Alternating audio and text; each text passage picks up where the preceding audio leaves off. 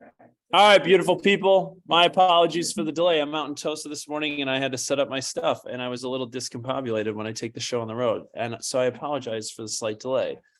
But it's a beautiful day and The sun's out. the sun's out. You're supposed to get some vitamin D and let's just all hope that we get 10 to 15 inches of snow on Thursday and Friday. Don't say that.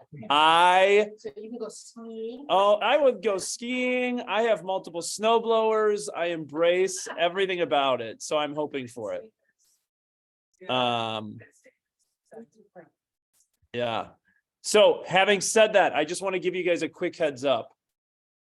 Depending on what the weather looks like for Thursday, I may make, and I'll give you a heads up, I may make the unilateral decision to close down the offices around noon. Reason being is I want to make sure that the leadership team that's here to serve you and support you every single day can get home safely to their families for Christmas. Make sense? So if it looks like it's really going to snow a ton on Thursday afternoon, I may shut the whole place down and say, and we're closed Friday anyways, just so you guys know, we're closed Friday. But if it's looking like we're about to get a ton of snow on Thursday and it's really starting in the morning, I'm going to shut the place down to make sure that I can get all of our people home safely. And now if you choose to come into the office, you guys have access to it 24/7. So just be on the heads up and be on the lookout for that. Sound good? Bridge just tell me to send them home anyways. We'll see. All right. So one other thing as it relates to team meeting today, this will probably be pretty short and sweet. Now, I stripped a lot out because I'm going to try and give you a very fuzzy crystal ball looking ahead to 2023 through a conversation that I have with Mark Epley, who's the director of the #1 real estate school in the country at the University of Wisconsin-Madison at the John Grasskamp School of Real Estate. So I'm going to give you a little bit of a crystal ball in terms of demographics, inflation, some of the macroeconomic pressures, and then we'll rock and roll from there. Cool. Beautiful. All right. So starting off, mission, vision, values, beliefs, and perspectives. I'd be remiss without thanking a group of folks for our last meeting of the year. And last week, Thursday, we hosted the team out for a holiday dinner to thank them for everything that everything that these guys do to serve you every single day. And even Kimmy made an appearance. But these guys go above and beyond every single day to help serve you, to remove obstacles, to ensure your success. So if you see someone on the leadership team within the next week or so before the holidays, please do me a favor and thank them. We really, really do appreciate everything that these guys do. There's 17 people that serve you to try and help create organization to the chaos. And so guys, thank you. And we had a great evening together last week, Thursday. Lastly, one other thing as it relates to a big shout out to someone is last week on a very special and very quiet occasion, Willis got married. And I wedding crashed. It was last week, Friday at noon. But make sure if you want to send Willis a text, shoot him a note, shoot him an email, give him a call. These guys are great people. And this has been a long time coming with a lot of visa issues and different things like this. So if you see Willis, make sure that you congratulate him on a very special occasion in his life last week Friday. Sorry. So cool. All right. Now transitioning. I want to lead this before Vranek comes up and I want to reshare something. Okay. I wasn't on last week's team meeting. I was traveling and I know the group led it. And there was something that Vranek shared that I want to replant the seed to, or at least water the seed that was planted. Okay. And I have to give her a ton of credit because what she shared, I think, was more powerful than most people realized. Here's why. And this is going to sound very rudimentary, but I'm going back to the basics. I'm going to hit you over the head with it like a 2x4 to make sure that we're going back to the basics. Okay. Last week, she talked about 3Xing your activities with smart plans in command. Okay. 3Xing your activities with smart plans in command. Now, there's 4 laws to a database. Pretty simplistic. Organize and build it. And that doesn't mean that it lives in your phone. It doesn't mean that it lives in your head. It doesn't mean that it's your Christmas card list that you pull out once a year. Organize it and build it. 2, feed it every single day. Feed it every single day. How do you fight noise? With more noise. Okay. Communicate to that database in a systematic way and service all your leads that come your way. And we've talked about this a little bit, but I'm going to keep hammering this home into 2023. This is what you see here in the bottom graph. The number of people with the size of their database and the direct correlation to their incomes. Okay, this is real life data within the KW system. There's no secret. The more people you have within your database, the higher your income potential is. Okay, on average, and this is a very simplistic number. If you have 201 people in your database, you can expect to make anywhere of around a potential opportunity at income of $100,000. So when I talk to people, the very first thing they say is, how much money you want to make? I want to make north of 6 figures. And then the second question I make is, how many people are in your database? And if they don't know, I'm like, you're not going to make that money. Or if they say, hey, I have 100 people, well, we got to get busy and get added to your database. The reality is too, with the way that the industry is trending, if you want to make 6 figures, you basically need to be 2x that number. So if you really want to do it, get 200 to 300 to 400 people in your database and start building from there. Focus on it every day. What Lindsay shared last week was so simple, yet so easy, yet very complicated for people to do.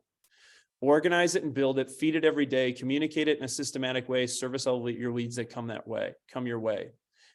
And I know, because many people who have met with me before and are asking for consultative advice in terms of what it is that their business looks like moving ahead to the future, the first thing I look at is your calendar and your database. Because the calendar will tell me how you spend your time. Your database will tell me how much of the potential you have to earn within this business. And then we can create a blueprint from there. If your calendar is empty and your database lives in your head and your phone, it tells me you're not really ready to accept success that you desire. Now, Vranik, having said all that, I'm going to flip it back to you. Tracking current and potential transactions within the sales pipeline. All right. Thanks, Charlie. All right. So got a little echo here. So this week, I just wanted to kind of hammer home one of the, what I think is one of the most underutilized pieces of command, and that's the sales pipeline. So every agent's account is set up with a pipeline to track every single opportunity from lead to close. And so the pipeline can be customized in a way that just makes sense for your business. So essentially, this is eliminating your need for an Excel spreadsheet, because you can input everything within the sales pipeline by customizing the stages and the checklists for each listing and buyer transaction. And so, everyone needs to go in here and upload documents for compliance review and submit your commission. But this piece is just so underutilized, and it's so beneficial to your business. And so each listing and buyer pipeline has the 5 phases: cultivate, appointment, active, under contract, and close. Those are static. Those you can't change. However, within each of those 5 phases, you can edit the stages, and that's where you can really customize it and set it up to fit your business. So Charlie, next slide. So besides just editing and creating new stages, which you can do an unlimited amount of stages, you can create and edit these checklist items for each stage. And so if you know that there's a certain, kind of task list that you have for when you're in the inspection stage of things within that transaction, you can put those checklists in. And so it's a way for you to methodically track and manage your current and future transactions. And so those tasks come with those checklists that you can set up in your pipeline. And you can even go in and you can set due dates so that you get those task reminders and you get that command app notification. So whether you're managing these on your desktop in command, or you have the command app, which I hope everybody does. And this is just another way for you to manage those tasks and stay on top of that transaction. The one thing included with this as well is that, next slide, Charlie, you can set up client updates. So basically what this is your clients will be sent a daily email, which includes a report of the checklist items that you have completed that day. So within 24 hours, depending on when you want that email to send out, your client automatically gets these email updates. And so if you're adding checklists or checklist tasks, you can go in and you can choose, do I want my client to receive an update for this particular task? You can check that off.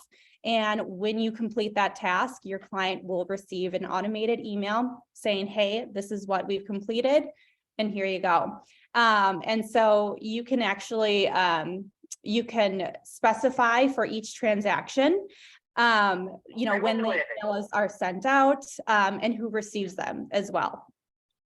And so next slide's actually going to show already purchased tires. all right. So next slide, Charlie, then just to show you guys what this email looks like, this is just a preview. So very simple to the point. You know, here's a summary of the tasks that we've completed for your home.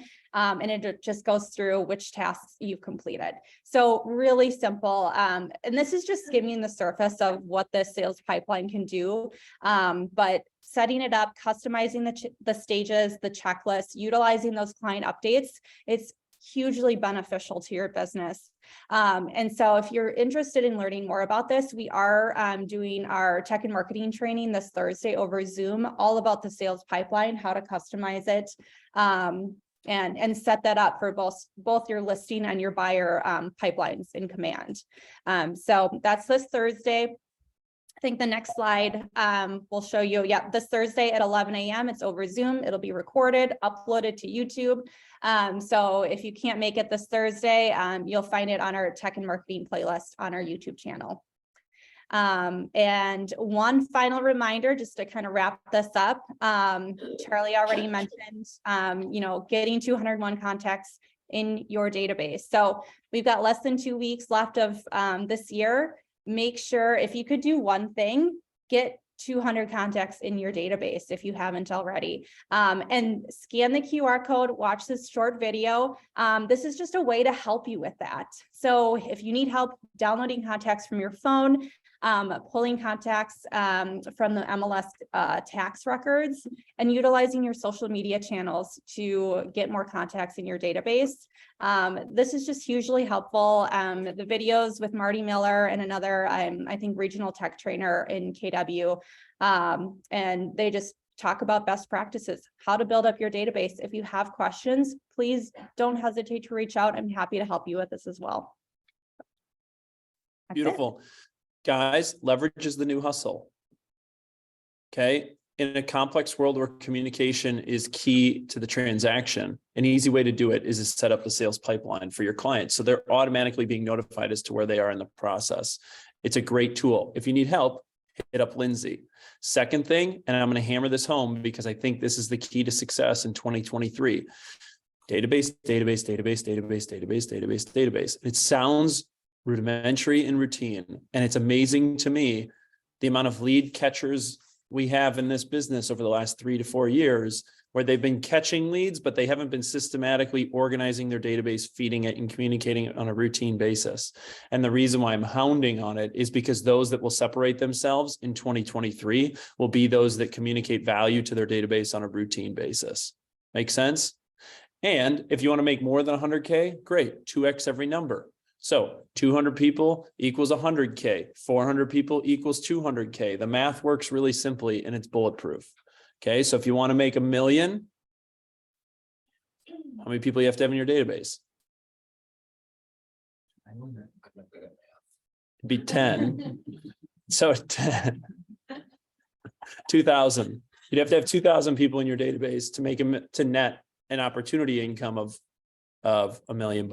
So I'm going to hammer that throughout 2023, and Lindsay and I are going to work on that messaging as we continue to get through and cut through the clutter. Cool. All right. Compliance updates consist of this. December 14th came and gone. Thank you for those of you who did your continuing ed and DSPS renewals.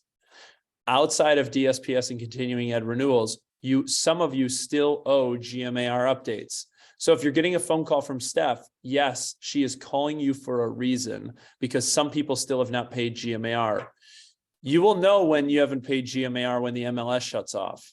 So don't get yourself in that situation. Second of all, Cotty, Lindsay, is Kimmy in the room there in North Shore today? Bueller? Bueller? Maybe not yet. She's here. All right, Kimmy. Kimmy makes an appearance every so often. I'm Kimmy still Herbert. here. I'm still here. Anything that you're seeing as it relates to compliance on the back end that these guys should be aware of or should know about? I would say just a friendly reminder to please get your opportunities submitted within that 7-day deadline. There's a lot of people kind of like submitting things a week before closing. Does not give you a lot of time to get paperwork corrected. So there's a big reason why we have that 7-day window period of time. One thing I'm seeing on a lot of contracts that's just a silly mistake that I can bring up is forgetting to disclose the agency in the first 2 lines of the offer to purchase. So I am asking agents go back and amend that because it's important to disclose who you are representing, obviously, in the offer. And then make sure you're uploading the fully executed documents. That's a really quick mistake, easy mistake that agents are making, and it's just more time for you on the back end to, fix those errors. So make sure you're uploading those fully executed documents. And if you're struggling with getting your opportunities submitted on time, reach out to Renee and Focus Title and their transaction management services. They do an awesome job of making sure your files get submitted. So yeah, that's all I got. Beautiful. Yes. I wanted to make sure that the group knew Kimmy is still here and present. And the beauty of it is, if you never hear from her, it means you're doing your job. No news is good news, right, Kimmy? That's right. All right. Thanks, Kimmy. All right, guys, I'm going to wrap it up with training and events. Then I'm going to go into the crystal ball. Here we go. December, as a heads up, we are in our last team meeting of the year until middle of January. We will not have one the first week after the first of the year because the offices will be closed that first Monday in January. Make sense? So the next 2 weeks, there will be no Tuesday team meetings. Outside of that, in Tosa, the reason I'm here today is because I brought an incredible white elephant gift for those that want to participate right after the team meeting. And then Lindsay is doing the 11 a.m. marketing sales pipeline on Thursday. So join that via Zoom to talk about how you can create your checklists. And lastly, I'll just put it out there now. We will close the offices on Thursday at noon. Okay. We will be closing the offices at noon on Thursday. So just be prepared. I want to make sure everybody gets home safely. And I want to make sure that these guys have an opportunity to start celebrating the holidays with their families. Cool. Totally fair. All right. Beautiful. I appreciate it. Appreciate your understanding. And you still have access to all the offices. So it doesn't mean that you can't access them if you need to. Next, starting January 9th is Ignite. Okay. We've talked about this a little bit. Here's what I can tell you. There's only 10 seats remaining. Okay. 50 people have registered. We're capping it at 60.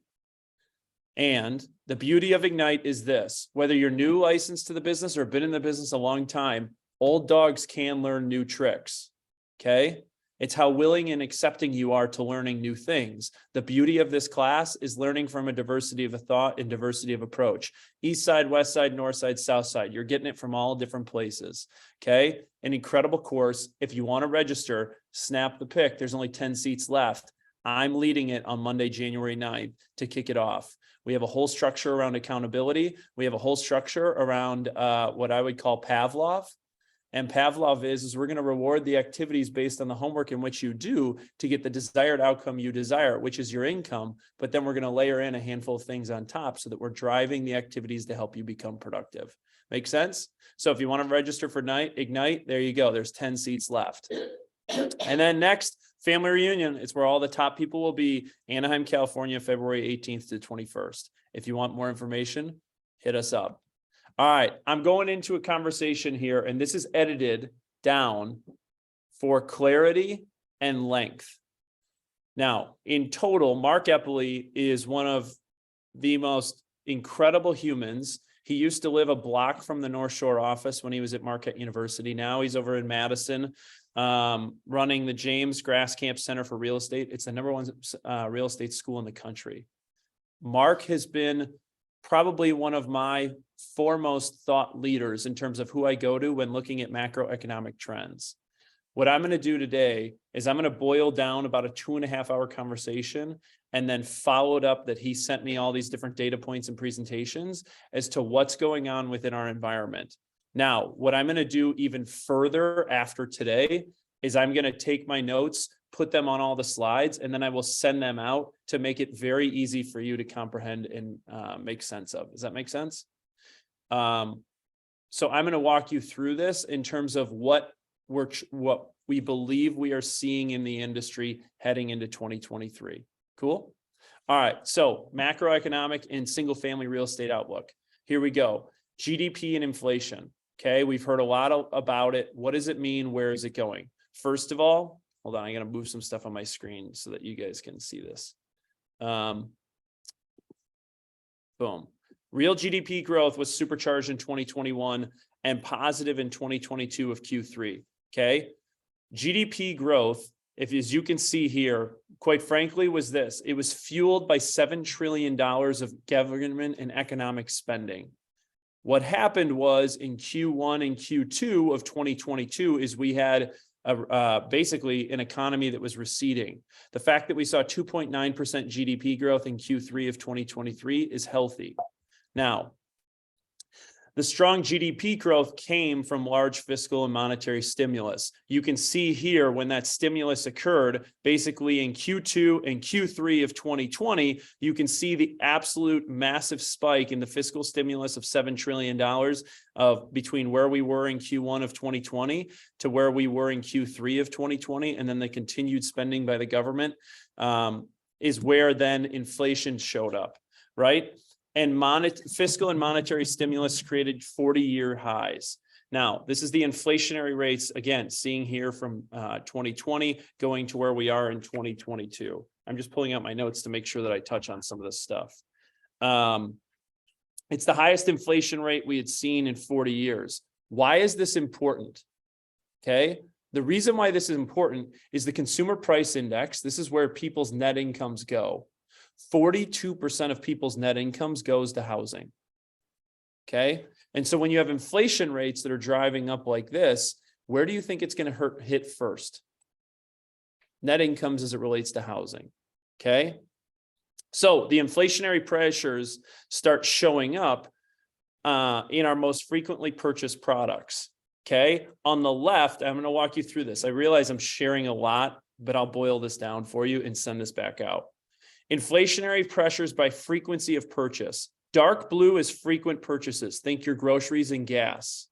Okay. Light blue is infrequent purchases. This would be, think of housing market. Yellow is contractual or services. So what happens is, as our groceries go up, as our gas goes up, as our milk, eggs, and honey go up, what then follows? Services.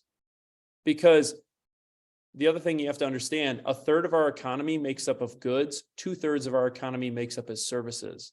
So goods are the first to go up, and as goods and everybody's lifestyles become more expensive, the other 2/3 of the economy is service-based economy.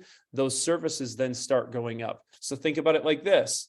Your plumber, I just had this real equation. I used to pay about $80 to $100 an hour for a plumber. We had a plumber come out to the house recently. We paid $180 an hour, right? That's going to start showing up. Now, as it relates to contributed to inflation by purchase frequency, you can see here the most contributed piece to the inflationary pressure is goods and services. Goods and services. As those prices continue to rise, that's where inflation starts going. So what is the good news as it relates to inflation? Here's global container shipping rates. Okay. And as of September 2022, shipping rates have started to reverting back to long-term historical means. Now, it's going to take some time for the price of goods to catch up for the reduction in shipping costs. However, it's positive trends that the inflationary pressures are starting to be curbed by macroeconomic factors. And as we start to see shipping rates revert to the means, you'll start seeing it in your goods. And what happens is you start seeing it in your goods, then it starts impacting services. The problem is services are 2/3 of our economy and goods are only 1/3 of the economy. So it's going to be a little bit delayed here as we head into Q1 and Q2 of 2023. Make sense? I'm trying to articulate this the best I can as it relates to a kindergartner. Yes. Do they give any kind of a time frame on that? Like, I understand that the goods have to go first, then the services They're hoping by midterm 2023. The question was, is there a timeline as to when they think they'll start seeing it? Midterm 2023. Now, the other good thing is in terms of inflation tailwind, things that are helping our macro economy is the random length lumber price per 1,000 board feet has gone down. Okay. You hear about it a lot. Lumber. Lumber is starting to revert back to historical means, and gas prices are also starting to fall. Both things are very positive to the macro inflationary pressures we're seeing. Lastly, retail inventories are high. So if Kohl's or I don't know, Boston store is probably a bad example. Kohl's or Target has too much inventory, what do? They discount to move the goods through the system. Okay. So the first thing you see is goods will start dropping here in 2023. And as goods start dropping, the theory is that service providers continue to drop. Now, here's where you're going to see, he would consider it to be inflationary headwinds. In our industry, I actually think it's positive. Okay. Here's the inflationary headwind. Household wealth is up 30 trillion since 2020, Q1 of 2020. Okay. Consumer spending has not kept pace with the wealth creation within our economies. Where does that lead to? It leads to, well, I'll go back to that. It leads to a lot of people are sitting on liquid assets within their bank accounts. And at some point in here, we'll talk about this depository cash within the banks. Okay. Depository cash within the banks is at an all-time high. The problem is we need to get people spending their money, and the consumer confidence level right now, based on everything that's going on and what's being reported in the media, is pretty low. So people are being fiscally pretty conservative. Okay. Also, the other thing is that's positive for our industry, and I'll get to this in a second here as it relates to what this means for homeowners in the state of Wisconsin, is real estate wealth in this country is up 23 trillion, while mortgage debt is only up 1 trillion. So the wealth creation in real estate is 23x that of the debt service in which people have taken on to accumulate that wealth. Okay. What that tells you is that people have really gained on their net household net balance sheet the appreciation of their real estate. And they are sitting, it's depending on where the economy goes or where their jobs go, they're sitting on something in which that they could sell in the event that they need a nest egg. Make sense? Now, this is where I got to inflation headwind number 2. Consumers are liquid. There's 3.5 trillion in excess deposits within the banking system. You can see since 2020, in following through to Q1 of 2022, deposits within the bank in terms of liquidity is at record all-time highs, 3.5 trillion in excess cash. The biggest thing in which reason why people have a hard time buying homes in the very beginning is what? Access to down payments. Access to down payments. The good news is, and again, we'll talk about more Wisconsin demographics here in a second, is people are sitting on a lot of liquidity within the bank, which means people learned from COVID in terms of when the economy totally tanked for about 3 months. They learned how to be more fiscally conservative with their dollars, which I think is actually a good thing for our industry and economy, or industry and economy. All right. Inflation number 3 in terms of the headwind is the labor markets are incredibly strong. Now, this is an inflationary headwind. I actually think this is an inflationary tailwind as it relates to our industry. Okay. Jobs of unemployed, number of job openings to the number of unemployed. There are more openings right now than people that can fill them. There are more openings in the American workforce right now than there are that people that can fill them. And what has happened? This is wage growth tracker by basically wages have gone up an incredible amount.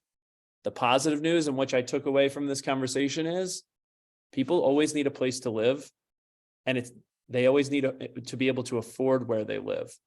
With wages continuing to go up, unemployment at all-time lows, and the number of jobs that are open in the available market means there's plenty enough money within the marketplace for people to afford where they need to live. Okay. However, the problem in all of this, and this is why it's a headwind as it relates to the macro economy, is there's no way the Fed can curtail the unemployment situation, the labor situation, which then correlates to wage inflation. So wages are going to continue to inflate. And the more that people need to pay for labor is going to put pressure on people's balance sheets as a way in which that they cost their services and goods. Example, the plumber, right? So that's the reason why it's a tailwind. All right. Going a bit further in employment, here you go. Unemployment rate in Wisconsin, it's 3.3%. A fully gainfully employed economy is 4%. 3.3% so far as of July of 2022. US, it's 3.7. Okay. And there have been 1 million new jobs that have hit the market since February of 2020. Again, we just don't have enough people to fill the available rates. Inflation will continue to rise, which is positive. Also, employer layoffs are back to all-time lows. Employer layoffs are back to all-time lows. So again, people need to be able to afford where they live. It's positive for us in one sense. It creates pressures for us in another sense, right? And the labor force participation. So we saw in 2020 and 2021, there were a lot of people because of the fiscal stimulus who sat on the sidelines, collected unemployment, collected a lot of the checks and stimulus that was being sent out.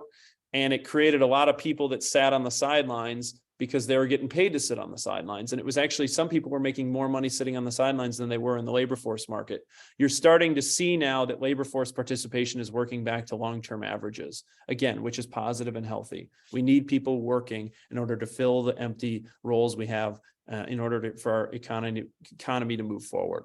So I'm going to clean all of that up and give you much cleaner notes than I am right now to make it simplified so you know what you're looking at when looking at this information. Now, let's take a look at the residential mortgage market. Okay. This is where you're going to see the headwinds show up. And this is not going to be any surprises to anybody, but this is going to give you actual data as it relates to the US averages and the Wisconsin averages. Okay. Now, mortgage market context, the mortgage statistics in the United States. You see here, 62% of homes across the US have mortgages. In Wisconsin, it's 63%. Here's what you need to pay attention to. And this is a very positive sign for where it is that we do our business. The average FICO credit score across the US is 739. The average FICO credit score in the state of Wisconsin is 750. The average mortgage payment is 358 in the United States. The average mortgage payment in Wisconsin is 1,058. We have a $300 spread between our national average and the Wisconsin average.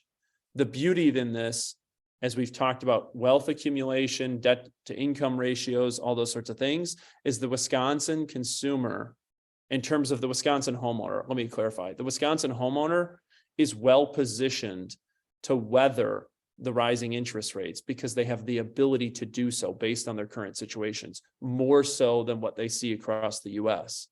Now, let's take a look at loan to value ratios. Again, we are comparing United States versus Wisconsin. Okay, here's the two nuggets you need to pay attention to. Wisconsin homeowners, 79% have a better than 80% loan to value ratio. 79%. What does this mean? The positive in this, and this is where we're trying to create inertia to help people get off the fence in order to put their home on the market, is the average Wisconsin seller has lots of liquidity that they can access. We have to educate our sellers in terms of the liquidity that they have access to help them make good decisions on what to do with the liquidity. Flip it into other real estate, allow them to flip it into other investment vehicles, whatever it is that may choose. But there's a lot of liquidity that the Wisconsin homeowner has access to because of the last 3 years. Now, here's the biggest headwind. 71% of homeowners in Wisconsin have less than a 4% interest rate. Okay, 71% of homeowners in Wisconsin have a less than a 4% interest rate.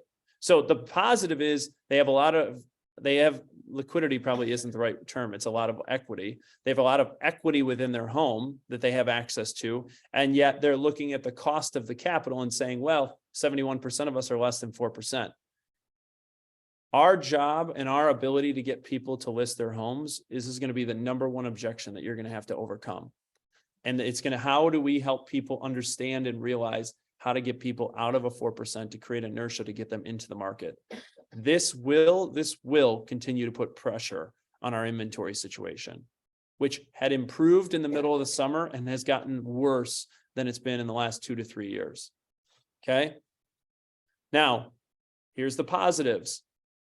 home buyers have debt service and debt capacity. So because of all the things we've talked about with wages, all the stuff we've talked about with deposits, everything else, and as it relates to where people's portfolios have gone within the capital markets, people have debt service that they can take on. It's helping them get over the hump of the 4%. What does this look like? How do we do it? Right? Now, here's where I'm going to go into some positives as it relates to where we stand in the state of Wisconsin. Okay. Net worth in Wisconsin by county is far better than most across the US. Okay. And just take a look at this. County level median net worth in the US. The darker the color, the better the net worth is within the county. Okay. So if you look across the state of Wisconsin, even really so Minnesota, it's a little darker than, let's just say, in the state of Missouri. Okay. And you can see some of the concentration of wealth, like in Denver, in LA, in Austin, Texas, in Phoenix. And yet, when we compare net worth across the US and specifically across the Midwest, Wisconsin's in a very good position in terms of where people's net worth stand. Now, county level median credit scores across the US. Darker you are, the better you are. The darker you are, the better you are. Interesting thing to note as it relates to comparisons across the US. Wisconsin, great credit scores, and people have the ability to take on a lot of debt. Southeast, if I was a real estate agent in the Southeast, I'd be a little concerned, right? And you can see that the way that impacts, and then again, compared to the Midwest, is we live in a state in which, and we do our business in a state in which the people have been very fiscally responsible the last couple of years and making sure that they have good decisions. Again, easier to take on debt when they make the next decision. Now, I hear about this all the time. I even heard about this last week. County level mortgage delinquency rates. Everyone was like, oh, what's going to happen whenever people have all these, stimulus money, when the, what's it when they kick people out of rentals? Eviction rates. What happens when they pull the moratorium on evictions, all those other things? Okay. Dark is bad. Light is good. What do you notice about Wisconsin? Considerably lighter than the rest of the US in terms of mortgage delinquency rates across the US. Again, the Wisconsin consumer is in a very good position to continue to buy and sell. Again, I would say if I was in the Southeast, I'd be very concerned about the future, right? Just based on net worth, credit scores, and mortgage delinquency rates. Now, I'm going to finish it with two things, and I get it. There's a lot here, but I wanted to provide you some stuff that's coming down the pike. Single family housing market, okay? Prices continue to appreciate. Low inventory, continued healthy demand. We've talked about it a lot. Homes have been appreciating. We've seen slow growth in the appreciation over the last year. It's still appreciating. Now, months of supply, no surprise here. Total months of supply of inventory continues to get lower. This is national data. It's even worse in the state of Wisconsin. Here you can see across the state of Wisconsin by region, the months of supply of inventory. Southeastern part of the state, 2.3 months of supply. You can see here months of supply by price point. It's no surprise to me seeing even tighter supplies of inventory below 350. 72% of our market in southeastern Wisconsin is less than 350,000. So we're going to continue to see pressures as it relates to inventory. Price appreciation continues to go up. There you go. Now I'm going to get into demographics, and this will be the last thing, and then I boil it into like cliff notes. Single family housing market. I've talked a lot about demographics over the years. Here's what you need to know. There's a lot of pent-up demand. Okay. If you look at baby boomers, and we've talked about this a lot, and you look at millennials are now the single largest generation in the US economy's history. Okay. The first time home buyers average age is 33. We are just about to hit the peak cohort of the millennial generation here in the next probably 5 years. Okay. So if you look short term in the next 5 years, there's going to be a lot of continued pent up demand. And then if you look at the Gen Zs behind them, Gen Zs continue to be larger than Gen X, which was the generation behind baby boomers. So for the next 10 to 15 years, there's a lot of people that will be entering the US housing market as first-time home buyers. Now, Something to think about, 84% of household growth is 2-person homes or less. So people who are buying real estate, it's before they're starting their families. So again, if you think about your strategies and where you're diversifying your database, a lot of the household growth in terms of first-time home buyers is coming before people are starting families. The follow-up to that is roughly about 80% of people within the plus or minus 6 months of they either plan to have a second child or have had a second child, move. So if you think about how you plan to diversify your database and 45% of all transactions at a first-time home buyer, you want to get them before they start their families, and you want to stay in contact, nurture, and connect with them when they're about to have their second child is when you know the seat's getting hot and you should be paying attention as it relates to demographics. Okay. Now, first-time marriage is being significantly delayed. The reason why the first-time home buyer's average is 33 is part of as it relates to marriage statistics and when people are deciding to have those. So this is why I say, I believe in the next 5 years is still going to be incredible pent-up demand. And I would say if we can weather the storm in the first few quarters of 2023, I'm very, very bullish on what the future outlook of our industry is across the state of Wisconsin. Okay. This is basically talking about how first-time home buyers have more wealth than they've ever had before. And their range in which first-time home buyers have the ability to purchase homes has been enormous. What you see here on the left is the rise of the average or median, I believe, first-time home buyers mortgage rates or mortgage debt capacity. And what you see here on the right is renter households between 25 and 44 earning 75,000 or more. So I've heard this a lot. Like people are like, oh, first-time home buyers, I'm only working with, such and such demographic of people who are buying homes.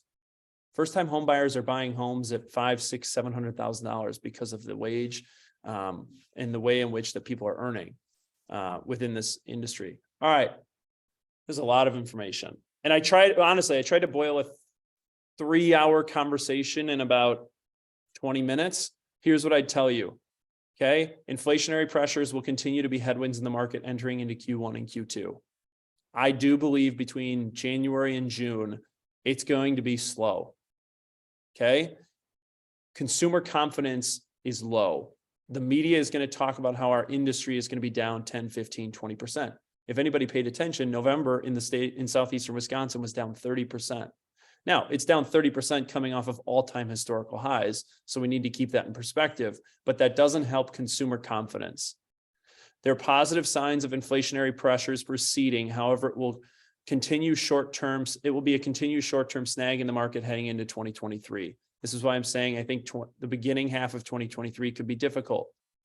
Employment and labor statistics are robust. People need to pay for the place they live, and that is no short-term issue. Wages are continuing to rise. Household net worth has outpaced consumer spending, meaning households have more ability to take on debt than ever before, despite rising interest rates. Wisconsin buyers and sellers are financially strong. They have higher average credit scores and lower household debt than national averages. 71% of households have less than a 4% interest rate. We need to pay attention to that, and we'll continue to put pressure on inventory. Our ability to communicate our value and help people see where they're going next and creating a vision for their life will be the reason why you can win a listing or lose a listing, because they're going to be focused on the rate, right? And the demographics continue to be in our favor related to future demand. Now, if I wrap all this up, what does this mean? Net of where I see our market going in 2023, I expect a slower than expected Q1 and Q2. I really do. Market will be slow until consumer confidence comes back. I believe that'll happen late spring. Okay. They need to get inflationary pressures under control before they'll drop rates. You're starting to see it. We talked about it a little bit in the goods and services, but we have to get inflationary pressures under control. And once that happens, you're going to see the Fed pull on this huge lever called rates. Okay, rates will stabilize in the short term, I believe, in the next 6 months, which will help bring people back into the market. I think what you'll start to see is as we get rates closer to the 5% mark, and long term, I think the new floor for rates will be around 4%. Right, so we have to prepare that educational component for our buyers. I think the floor will be around 4%. I think at 5.5% to 5%, I think you're going to see a robust flood of activity that will come very soon. And residential real estate in the state of Wisconsin will continue to be an incredibly stable asset on household balance sheets. Okay. It's, can you weather the storm the next 6 months to get to where what is about to come? And I think what is about to come is going to put us, I think the short-term nature of where we are within the economy, and based on the demographics of where we're headed, and based on the financial demographics of what the consumer in our area and region, are incredibly strong for long-term robust health of the market. It's just, are you going to be able to find a deal in the next 6 months to continue doing what it is that you do, and then reinvest back in your business so that when that robust nature comes back, whether it's 6 months, 12 months, or 18 months, we don't know, that you're ready to take advantage of it and you're set yourself up for success. So that was a ton of information, a ton. I will boil that down of all my notes that I took from our conversation and put little flag notes on the sides so that you guys can look at that and take information in as you wish. And if you want to have a conversation about it, would love to. With that, guys, I hope everybody has an incredibly happy and healthy holidays. Everybody stays safe. Everybody remains healthy. Make smart, good decisions. Nothing good happens after midnight. And guys, thank you for your continued trust and partnership with KW. We love supporting you and serving you. Guys, have a great holidays.